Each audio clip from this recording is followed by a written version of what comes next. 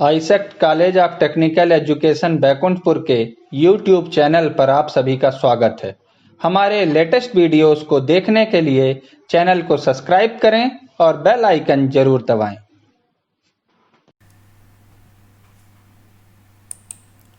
Hello student, tally की class में आपका वेलकम है। तो आज के वीडियो पे हम इंटरेस्ट कैलकुलेशन पर प्रैक्टिकल्स को करेंगे। इसके लिए आप इंटरेस्ट कैलकुलेशन के लिए कंपनी बना सकते हैं या आपकी जो पहले से कंपनी बनी हुई है उस पर आप कर सकते हैं। तो मैंने यहाँ पे इंटरेस्ट कैलकुलेशन के लिए पहले से कंपनी को बना लिया है। अब हमें जाना है F11 पर, जहाँ पे हमें इंटरेस्ट कैलकुलेशंस के लिए एक्टिवेट करना है ऑप्शंस को।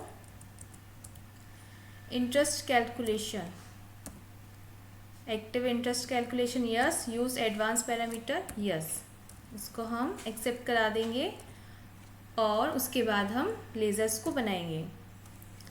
यहाँ पे मैं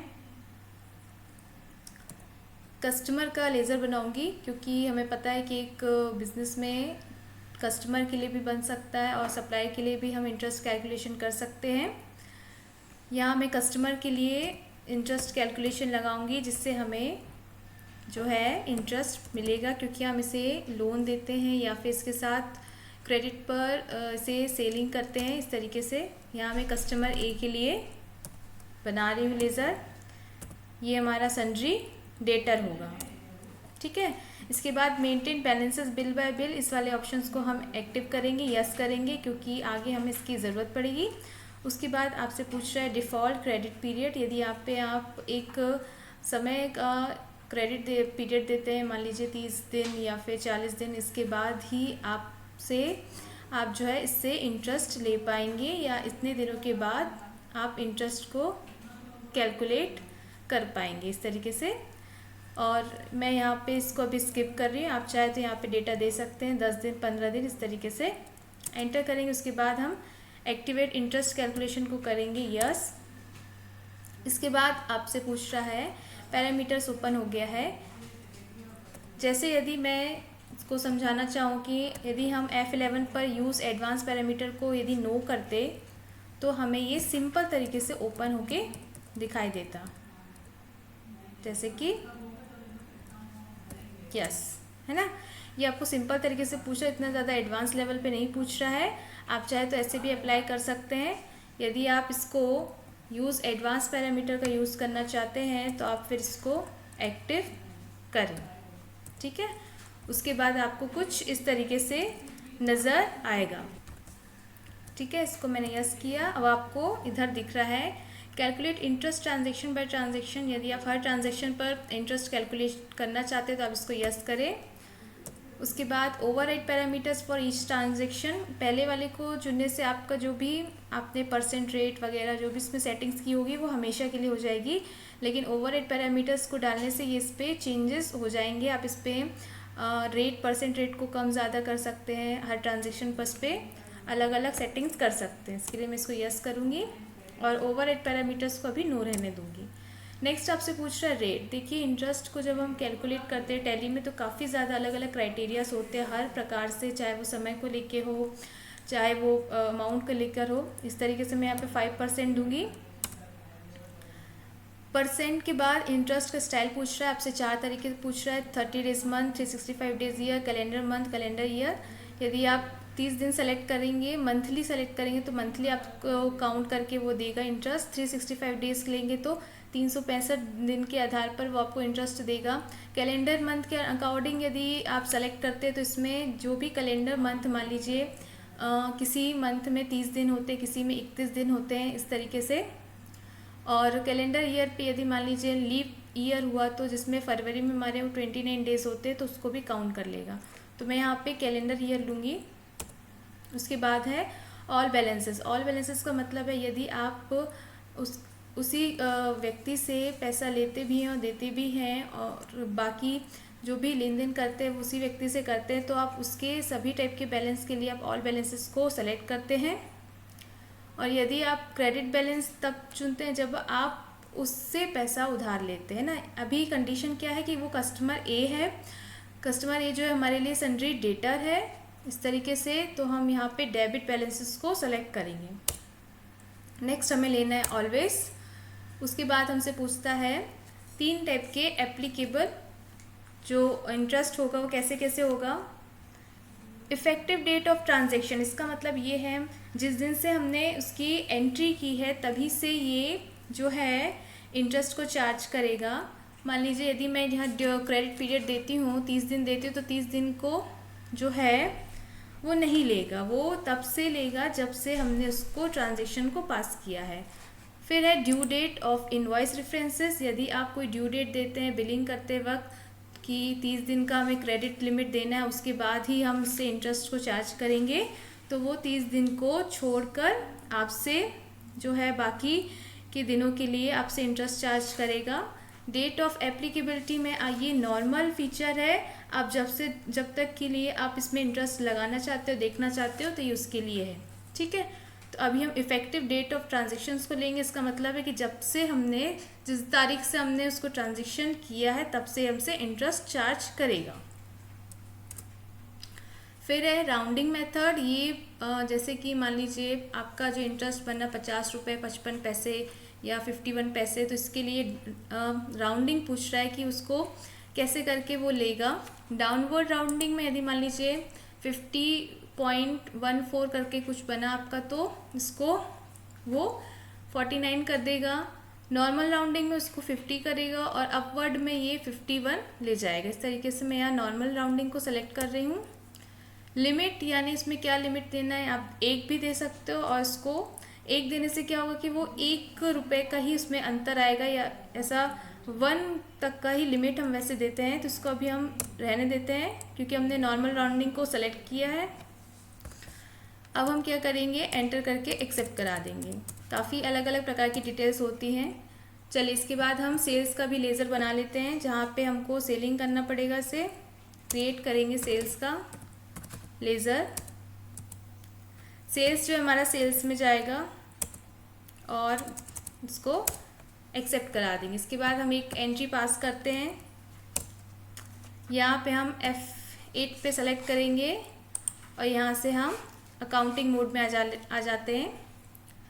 मान लीजिए मैं यहाँ F2 पे डेट चेंज कर रही हूँ। 15/4 को मैंने ट्रांजैक्शन किया कस्टमर ए के साथ, सेलिंग करी उसे कुछ 5500 का माल का, एंटर किया। अब देखिए आपसे पूछ रहा है बिल वाइज डिटेल, ये तभी आया जब हमने वहाँ पे मेंटेन बिल्स वाला जो ऑप्शन है उसको एक्टिव किया था। यहाँ पे आपसे पूछ रहा है मेथड ऑफ एडजस्टमेंट, यहाँ अलग अलग एडजस्टमेंट के बारे में पूछ रहा है। लास्ट वीडियो में हमने इन सभी के बारे में चर्चा की थी, क्या क्या होता है advance, against, new reference, on account. यहाँ मैं न्यू रेफरेंस लूँगी क्योंकि हम यहाँ फर्स्ट टाइम ट्रांजेक्शन कर रहे हैं कस्टमर के साथ। एंटर करेंगे, बिल नंबर जो है ये हमारा 1 है, एंटर करेंगे। और यहाँ पर ड्यू डेट पूछ रहा है कि यदि आपको कोई ड्यू डेट देना है, मान लीजिए मैं यहाँ पर 10 दिन देती हूँ, 10 डेज़ देती हूँ, तो 10 डेज़ के बाद से ये एप्लीकेबल होगा। आपको ये दिख रहा है कि ट्रांजेक्शन तो 15 अप्रैल को हुआ है, लेकिन जो इंटरेस्ट जो है वो 25 अप्रैल से ये अप्लाई होगा 5500 पर।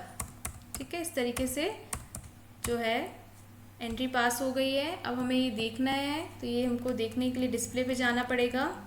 एंटर करेंगे, स्टेटमेंट ऑफ अकाउंट से इंटरेस्ट कैलकुलेशन पर लेज़र पे हम लोग जाएंगे और कस्टमर ए को सेलेक्ट करेंगे। यहाँ आप देख रहे हैं हमें कोई डेटा नहीं दिख रहा है क्योंकि यहाँ डेट हमें चेंज करनी पड़ेगी। F2 है ना, 15/4 से हमको मान लीजिए देखना है 22/4 तक का, है ना। तो ये हमको 22/4 तक का देखिए कैसे दिख रहा है। 15/4 से लेकर 22 अप्रैल तक का 7 दिन का हमारा जो है इंटरेस्ट बना है 5 रुपये 27 पैसे। ठीक है, ये आपको दिख रहा है क्योंकि हमने जब इंटरेस्ट कैलकुलेशन को दिया था तो वहाँ पे हमने दिया था effective date of transaction, that's why यहाँ हमें 15 तारीख से दिखाई दे रहा है। लेकिन हम चाहते हैं कि हमने जो ड्यू डेट दिया है वो देखने के लिए, क्योंकि हमने इधर 10 दिन का ड्यू डेट दिया है, तो 10 दिन को छोड़कर फिर हमें इंटरेस्ट दिखे, इसके लिए हमें वहाँ पर चेंजेस करना पड़ेगा। तो अभी आप देख सकते हैं कि ये 5500 पर 15 तारीख से लेकर 22 तक हमको 7 दिन का इंटरेस्ट हुआ है 5.27 रुपीज़। तो इसको हम कैलकुलेटर पे यदि करके देखेंगे तो कैसे आएगा, मान लीजिए हमारा मूलधन है, प्रिंसिपल है 5,500 इंटू 5% हमारा सेम फॉर्मूला लगेगा। ठीक है, तो 275 पर हमको करना है कितने दिन का, 7 दिन का, 7/365 एंटर करेंगे। और यहाँ हमारा 5 रुपये 27 पैसे 274 पैसे आ रहा है, क्योंकि हमने नॉर्मल राउंडिंग को चुना था, इसलिए यहाँ पे हमको 5.27 रुपीज़ ही दिख रहा है। अब यदि हम चाहते हैं कि हमें जो इफ़ेक्टिव डेट से ना देखकर हमें ड्यू डेट पर दिखे, तो इसके लिए हमें वापस से इसमें सेटिंग करनी पड़ेगी। मैं स्किप करके आपको बता रही हूँ। तो हमें लेज़र पे जाकर इस पर चेंजेस करने पड़ेंगे। ये देखिए, यहाँ पर हम ड्यू डेट को सेलेक्ट करेंगे तो वो हमको 10 दिन छोड़कर दिखाएगा। ठीक है, अब हम देख लेते हैं हमारे डिस्प्ले पे हमको कैसे रिपोर्ट देखनी है। लेजर्स पे जाएंगे, कस्टमर ये F2। अब यहाँ पे हम 22/15/4 से जो है 22/4 को यदि सेलेक्ट करेंगे तो देखिए हमको यहाँ नहीं शो हो रहा है, क्योंकि वहाँ हमने 10 दिन का उसको वहाँ पर ग्रेस दिया था, ग्रेस पीरियड दिए थे। यदि हम यहाँ पे चेंज करके देखें फिर से 15/4 से मान लीजिए 26/4 को देखेंगे तो ये हमें दिखाई देगा, है ना। इसको डिटेल में देखने के लिए Alt F1, और आप देख सकते हैं कि यहाँ पर 25 अप्रैल से 26 अप्रैल के लिए एक दिन का हमारा बन रहा है 0.75 पैसा इंटरेस्ट, क्योंकि यहाँ 10 दिन का उसने ग्रेस को काउंट नहीं किया है, 10 दिन को छोड़कर। ठीक है, तो इस तरीके से हमारा इंटरेस्ट कैलकुलेशन है। अब आप यदि मान लीजिए देखना चाहते हैं इसको F2 किसी भी दिन का, उसके बाद के 26/5 कर देते हैं मान लीजिए, तो इस तरीके से हमारे डेज बढ़ गए, 31 डे हो गए हैं। तो ये था हमारा इंटरेस्ट कैलकुलेशन। अब हम क्या करते हैं, ये तो हमारा इंटरेस्ट बन गया है। मान लीजिए हम देखना चाहते हैं 1 अगस्त। ठीक है, तो ये काफ़ी ज़्यादा दिन हो रहा है, ये हमारे 98 डेज हो रहे हैं। 5% पर 73.84। अब हम इसकी रिसीविंग की एंट्री करेंगे। रिसीविंग की एंट्री के लिए हमें सबसे पहले इंटरेस्ट का, रिसीविंग का हमें लेज़र बनाना पड़ेगा और इंटरेस्ट का लेज़र बनाना पड़ेगा। फिर उसके बाद हमें इसमें डेबिट नोट पे इसकी एंट्री करनी पड़ेगी और उसके बाद हम इसका पैसा रिसीव करें, क्योंकि अभी तो हम सिर्फ डिस्प्ले पे देख रहे हैं कि हमारा जो इंटरेस्ट है वो कितना बना है। चलिए देख लेते हैं। ये हमारा इंटरेस्ट बना है 15 अप्रैल से 1 अगस्त तक। यदि वो हमें पैसा देगा तो हमारा जो इंटरेस्ट जो है 73.84 बनेगा। अब इसको रिसीव करने के लिए हमें क्या करना पड़ेगा, रिसीव करने के लिए यहाँ हमें डेबिट नोट को करना पड़ेगा अप्लाई। तो आप देख सकते हैं कि अभी डेबिट नोट जो है अकाउंटिंग वाउचर पे हमें नज़र नहीं आ रहा है। इसके लिए हमको क्या करना पड़ेगा, F11 पे जाकर, मैंने आपको डेबिट नोट और क्रेडिट नोट दोनों के बारे में बताया था, आप जाके इसको एक्टिव कर लें पहले। यस, डेबिट नोट के लिए मैं डेबिट नोट कर रही हूँ। ठीक है, तो इस तरीके से आपको ये डेबिट नोट दिख रहा है। इंटरेस्ट, क्योंकि डेबिट नोट बहुत अलग अलग चीज़ों के लिए भी यूज़ होता है, जैसे डिस्काउंट के लिए, है ना, परचेस रिटर्न के लिए। इस तरीके से यहाँ हमें इंटरेस्ट के लिए बनाना है, तो हम यहाँ पर वाउचर क्लास में जाकर इंटरेस्ट कैलकुलेशन का जो है वाउचर बनाएंगे। तो यह हमारा डेबिट नोट है। इधर पे जाके हम एक क्लास बना लेते हैं, इंटरेस्ट जो है रिसीविंग का, रिसीविंग।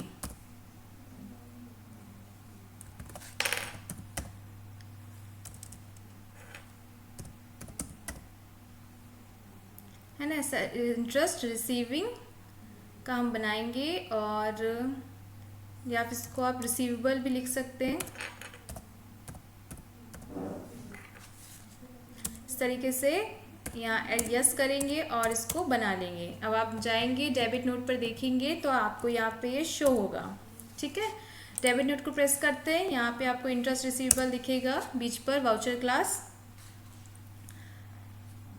अब हम यहाँ पे क्या करेंगे, जो है एंट्री पास करेंगे कि हमें जो इंटरेस्ट रिसीव होगा वो कस्टमर ए से होगा। ठीक है, सबसे पहले अब एक काम करते हैं, यहाँ F2 से 1/8 की जो डेट डाल लेते हैं। ठीक है, एंटर। और ये देखिए 98 डेज का 73.84 जो वहाँ पे हमारा बना था इंटरेस्ट, 98 डेज का एंटर करेंगे। उसके बाद आपसे पूछ रहा है न्यू रेफरेंस। न्यू रेफरेंस नहीं, क्योंकि हमें अगेंस्ट रेफरेंस करना है, जिस रेफरेंस के लिए हम ये बिलिंग कर रहे हैं कस्टमर ए के लिए। इसको सेलेक्ट करेंगे ठीक है, उसके बाद हमें एक लेज़र और बनाना पड़ेगा इंटरेस्ट रिसीविंग के नाम का, क्योंकि हमें इंटरेस्ट प्राप्त हो रहा है, हमें मिल रहा है, तो यहाँ बनाएंगे इंटरेस्ट रिसीव्ड। ठीक है, इस तरीके से इसको हम डालेंगे इनडायरेक्ट इनकम में, क्योंकि ये हमारी इनकम है। ठीक है, और इसको यस करेंगे। ठीक है, तो ये हमें 73.84 रुपीज़ जो है मिल रहे हैं। तो ये अभी हमें प्राप्त नहीं हुआ, हमने सिर्फ डेबिट नोट इसका बनाया है। एंटर करेंगे और एंटर करेंगे। इंटरेस्ट रिसीव करने के लिए हमें जाना पड़ेगा F6 पर। ठीक है, मान लीजिए यहाँ तारीख डालते हैं 2/8 और यहाँ पे हम पैसा रिसीव कर रहे हैं, तो इसकी एंट्री होगी इंटरेस्ट रिसीव जो है वो क्रेडिट हो जाएगा। ठीक है, तो ये 73.84 जो है हमें मिल रहा है, और यहाँ पे हम एंट्री करेंगे। यहाँ पे हम इंटरेस्ट रिसीव्ड यदि लेंगे तो हमें सिर्फ इंटरेस्ट रिसीव का पैसा मिलेगा, लेकिन यहाँ पे यदि हम कस्टमर ए को सेलेक्ट करेंगे तो हमें जो उसका फुल पैसा होगा प्रिंसिपल अमाउंट के साथ वो हमें मिलेगा, है ना। तो यहाँ पे हम एंटर करेंगे और यहाँ पे अगेंस्ट रेफरेंस को सेलेक्ट करेंगे। ये देखिए 5,500 प्लस 73.84 रुपीज़, इस तरीके से हमको प्राप्त होगा 5573.84। एंटर करेंगे और यहाँ अगेंस्ट रेफरेंस को सेलेक्ट करेंगे। यहाँ पे हम डालेंगे कैश में ट्रांसफ़र करा, ठीक है, अदरवाइज़ बैंक से चेक के थ्रू कर रहा है। एंटर करेंगे और ये हमको मिल जाएगा। यहाँ पे हमें करेंट बैलेंस में 55 दिखा रहा है, क्योंकि हमारे पास कैश बैलेंस जो है पहले से 50,000 रुपीज़ था, इसलिए ये हमको दिखा रहा है। तो ये एंटर करेंगे, एक्सेप्ट कर लेंगे, स्किप करेंगे। अब हम जाके अपने रिपोर्ट्स पे देखेंगे कि क्या हमने जो इंटरेस्ट जो है वो कुछ बचा हुआ है कि हमें पूरा प्राप्त हो गया है। ठीक है, ये तो इस तरीके से दिखाएगा ही हमको। और यहाँ लेज़र पे हम चेक कर सकते हैं कस्टमर ए। तो इस तरीके से हम यहाँ पे डेट चेंज करेंगे 15/4 से हमें 1/8 तक। अब आप देखें कि हमको नहीं दिखा रहा है, क्योंकि हमको इसका पैसा प्राप्त हो गया है ना, मिल चुका है, इसलिए हमको नहीं दिखा रहा है। वैसे आप अलग से देखना चाहेंगे तो ये दिख भी जाएगा। चलिए हम देखते हैं प्रॉफिट और लॉस में हमें कैसे दिखाई दे रहा है। आप देख सकते हैं कि क्रेडिट साइड पे हमको इनकम हुआ 73.84 रुपीज़ इंटरेस्ट का, और 5,500 रुपये जो हमें पहले से थे प्राप्त हुए थे, तो ये हमारे इंटरेस्ट के साथ है। तो आई होप आपको ये आज का वीडियो समझ में आया होगा about interest calculation. So thank you for watching this video.